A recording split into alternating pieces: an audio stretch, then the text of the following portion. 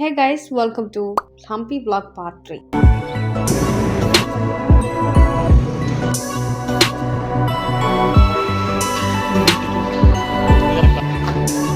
ഹംപിയിലെ ഈ കൃഷ്ണക്ഷേത്രം കണ്ടാൽ ഒരു സാധാരണ പുരാതന ക്ഷേത്രം പോലെ തോന്നാം. പക്ഷേ ഇതിന്റെ പിന്നിൽ വിജയനഗര സാമ്രാജ്യത്തിന്റെ ചരിത്രവുമായി ബന്ധപ്പെട്ട ഒരു കൗതുകകരമായ കഥ ഒളിഞ്ഞിരിക്കുന്നുണ്ട്.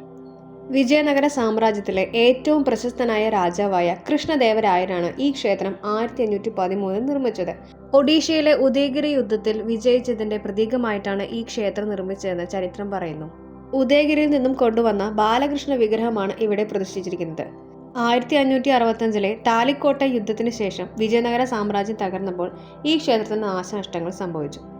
എന്നാലും ഇന്നും അതിന്റെ മഹത്വം ഈ കൽനിർമ്മിതിയിലൂടെ നമുക്ക് കാണാം. ക്ഷേത്രത്തിന് മുന്നിലായി സ്ഥിതി ചെയ്യുന്ന ഈ കൃഷ്ണ ബസാർ ഒരു കാലത്ത് തിരക്കേറിയ വ്യാപാര കേന്ദ്രമായിരുന്നു. ഇവിടെ രത്നങ്ങളും വസ്ത്രങ്ങളും സുഗന്ധദ്രവ്യങ്ങളും എന്നിവയുടെ വ്യാപാരം നടന്നിരുന്നു. ഇതാണ് ലക്ഷ്മി നരസിംഹ ക്ഷേത്രം.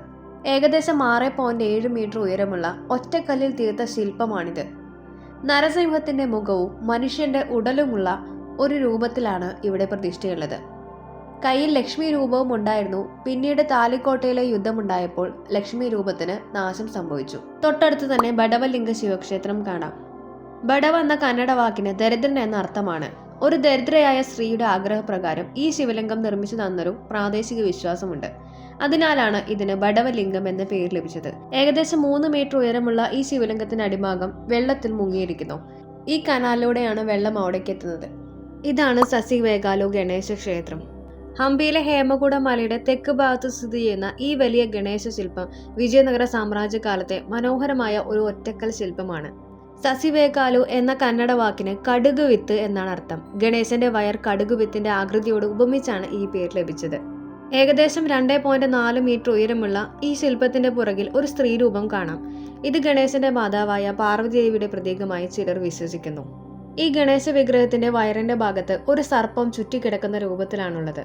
ഹംപിയിലെ മറ്റു വലിയ സ്മാരകങ്ങളെ പോലെ വലിപ്പത്തിൽ മാത്രമല്ല, ഒറ്റക്കല്ലിൽ തീർത്ത ഈ ഗണേശ ശില്പത്തിന്റെ കലാമികമാണ് സസിവേഗാലു ഗണേശനെ പ്രത്യേകമാക്കുന്നത്. പിന്നെ അവിടെ നിന്ന് ഞങ്ങൾ നേരെ പോയത് ആർക്കിയോളജിക്കൽ മ്യൂസിയത്തിലേക്കാണ്. ഇതിനകത്ത് വീഡിയോഗ്രാഫി സ്ട്രിക്ട്ലി പ്രൊഹിബിറ്റഡ് ആയതുകൊണ്ട് തന്നെ കുറച്ച് ഫോട്ടോസ് മാത്രമാണ് എടുത്തത്. കല്ലിൽ തീർത്ത ഒരുപാട് വിഗ്രഹങ്ങളും ഹംപിയുടെ ചെറിയ മോഡലും വിരുപക്ഷ ടെമ്പിളിന്റെയും വിത്താല ടെമ്പിളിന്റെയും ഒരു മോഡലും കൂടിയാണ് ഇവിടെ ഉള്ളത്. ഞാനൊരു വീഡിയോ ആയിട്ട് പിന്നീട് അപ്ലോഡ് ചെയ്യാം കേട്ടോ. പിന്നെ പോയത് കരടിയെ കാണാനാണ്. Daroji sloth bear wildlife sanctuary അവിടുന്ന് 20 കിലോമീറ്റേഴ്സ് ആയിരുന്നു. അത്രയും ദൂരം ട്രാവൽ ചെയ്ത് പോയപ്പോഴും ഞങ്ങൾക്ക് അവിടെ ഒന്നും കാണാനായിട്ട് പറ്റിയില്ല, ക്ലോസ്ഡ് ആയിരുന്നു. പിന്നെ തൊട്ടടുത്തുള്ള ഹൈവേയിൽ കൂടെ കുറേ നേരം റൈഡ് ചെയ്ത് പിന്നെ നേരെ ഹള്ളിയിലേക്ക് കൂടെ പിടിച്ചു. ഒരു ഡിഫറെൻ്റ് ആയിട്ട് എക്സ്പീരിയൻസ് ആയിരുന്നു കേട്ടോ ഹള്ളിയിൽ കൂടെയുള്ള യാത്ര. ലഞ്ച് കഴിച്ച് പിന്നെ അവിടെ നിന്ന് പോയത് വിത്താല ടെമ്പിളിലേക്കാണ്. അവിടെ നിന്നും ഒരു ബസ് കയറിയിട്ട് വേണം നമുക്ക് അങ്ങോട്ടേക്ക് എത്താൻ. തുംഗഭദ്ര നദിയുടെ തീരത്താണ് കേട്ടോ ഈ ടെമ്പിൾ പണിതിട്ടുള്ളത്. ആ കാണുന്നത് ക്ഷേത്രക്കുളമാണ്. 15ാം നൂറ്റാണ്ടിൽ വിജയനഗര സാമ്രാജ്യ കാലത്തെ രാജാക്കന്മാർ പണിതാണ് ഈ ക്ഷേത്രം. ഇന്ന് അതിന്റെ അവശിഷ്ടങ്ങൾ മാത്രമാണ് നമുക്ക് കാണാൻ സാധിക്കുക. താലിക്കോട്ടയിലെ യുദ്ധത്തിൽ കേടുപാട് സംഭവിച്ച ഈ ഗോപുരത്തിന്റെ പൂർണ്ണരൂപം ഒരു ഗ്ലാസ് ഷീറ്റിലൂടെ നമുക്ക് കാണാൻ സാധിക്കും. ക്ഷേത്രത്തിന്റെ ഇരുവശത്തുമായിട്ട് കല്യാണ മണ്ഡപങ്ങൾ കാണാം. ഇവിടുത്തെ ഏറ്റവും വലിയ പ്രത്യേകത ലോക പ്രശസ്തമായ കല്ലിൽ തീർത്ത ഈ ഒരു രഥമാണ്. 50 രൂപ നോട്ടിൽ മാത്രം കണ്ടിട്ടുള്ള ഈ ഒരു ശില്പം കൺമുന്നിൽ കണ്ടപ്പോൾ എക്സൈറ്റ്മെന്റ് പറഞ്ഞറിയിക്കാൻ വയ്യ. ഒറ്റക്കല്ലിൽ നിർമ്മിച്ചതുപോലെ തോന്നുമെങ്കിലും യഥാർത്ഥത്തിൽ കല്ലുകൾ കൂട്ടിച്ചേർന്നാണ് നിർമ്മിച്ചിട്ടുള്ളത്. കുറെ നേരം ട്രാവൽ ചെയ്തുകൊണ്ട് തന്നെ ഞങ്ങൾ അവിടെയുള്ള കല്യാണ മണ്ഡപത്തിൽ കുറച്ചു നേരം റെസ്റ്റ് എടുത്തു. ഇവിടുന്ന് ദൂരേക്ക് നോക്കിയാൽ നമുക്ക് അകലെയുള്ള മലനിരകളൊക്കെ കാണാം കേട്ടോ. വളരെയധികം കേടുപാട് സംഭവിച്ച മുഖമണ്ഡപമാണ് കേട്ടോ. ഇപ്പോൾ അതിൻ്റെ പുനരുദ്ധാരണ പ്രവർത്തനം നടന്നുകൊണ്ടിരിക്കുകയാണ്. ആർക്കും അവിടേക്ക് പ്രവേശനമില്ല. പിന്നെ ഞങ്ങൾ ക്ഷേത്രത്തിനകത്തേക്ക് കടന്നു. ഇവിടെയുള്ള വലിയൊരു മണ്ഡപത്തിൽ ഒരുപാട് കൊത്തുപണികളോട് കൂടിയ തൂണുകളും യാളി രൂപങ്ങളും നൃത്തരംഗങ്ങളും ഒക്കെ നമുക്ക് കാണാം. വിത്താല ടെമ്പിളിനുള്ളിൽ മറ്റൊരു അത്ഭുതം കൂടിയുണ്ട് കേട്ടോ. അവിടെ തൊട്ടടുത്ത് തന്നെ ചെറിയൊരു ക്ഷേത്രമുണ്ട്. അതിൻ്റെ ചുറ്റും നമുക്ക് ചെറിയൊരു മുറി കാണാൻ പറ്റും. മുകളിൽ നിന്നും ചെറിയ ദ്വാരത്തിലൂടെ വരുന്ന പ്രകാശം മാത്രമാണ് അവിടെയുള്ളത്. ബാക്കിയുള്ള ഭാഗം മൊത്തം ഇരുട്ടാണ് കേട്ടോ. ഫ്ലാഷ് ലൈറ്റിന്റെ ഹെൽപ്പോട് കൂടിയിട്ടാണ് ഞങ്ങൾ മുന്നോട്ട് പോയത്. ശരിക്കും അങ്ങോട്ടും ഇങ്ങോട്ടും ഒന്നും തന്നെ കാണാൻ പറ്റുന്നുണ്ടായിരുന്നില്ല. വെളിച്ചം ആവശ്യമുള്ളപ്പോൾ താഴെ കാണുന്ന ഈ കനാലില് വെള്ളം നിറയ്ക്കും. അങ്ങനെ മുകളിൽ നിന്നും വരുന്ന ഈ പ്രകാശം വെള്ളത്തിൽ തട്ടി പ്രതിഫലിച്ച് ചുറ്റുമുള്ള ആ ഒരു ഭാഗത്ത് മൊത്തം വെളിച്ചം വരും. വെള്ളവും വെളിച്ചവും കല്ലും ഉപയോഗിച്ചിട്ട് അന്നത്തെ ശില്പികൾ എന്തൊരു വാസ്തുവിദ്യയാണല്ലോ ഉപയോഗിച്ചിരുന്നത്. വിത്താല ക്ഷേത്രം ഒരു ചെറിയ ക്ഷേത്രമല്ല. വലിയ മതിലുകൾ, പ്രവേശന ഗോപുരങ്ങൾ, മണ്ഡപങ്ങൾ, ചെറിയ ക്ഷേത്രങ്ങൾ, ബസാർ എന്നിവ ഉൾപ്പെട്ട വലിയൊരു സമുച്ചയം തന്നെയാണ്. പിന്നെ ഞങ്ങൾ പോയത് മ്യൂസിക്കൽ പില്ലേഴ്സിനടുത്തേക്കാണ്. ഇവിടെ 56 തൂണുകളാണുള്ളത്.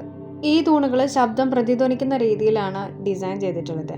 ഓരോ തൂണുകളിലും നമുക്ക് തട്ടിക്കഴിഞ്ഞാൽ ഓരോ ശബ്ദമാണ് വരിക. അതുകൊണ്ട് തന്നെ ഇതിനെ സരിഗമ തൂണുകൾ എന്ന് വിളിക്കാൻ പറ്റും. ഈ ഒരു തൂണിൽ നല്ല സൗണ്ട് കേൾക്കുന്നുണ്ടായിരുന്നു കേട്ടോ. ഇപ്പോൾ കുട്ടേട്ടൻ ഇത് തട്ടിക്കൊണ്ടിരിക്കുകയാണ്. ഇതിൻ്റെ ശബ്ദം കേട്ട് തൊട്ടടുത്തുള്ള ആളുകളൊക്കെ കൂടിയിട്ടോ. ഓരോ തൂണിന് താഴെ QR കോഡ് വെച്ചിട്ടുണ്ട്. നമുക്കത് സ്കാൻ ചെയ്ത് കേട്ട് നോക്കിയാലോ.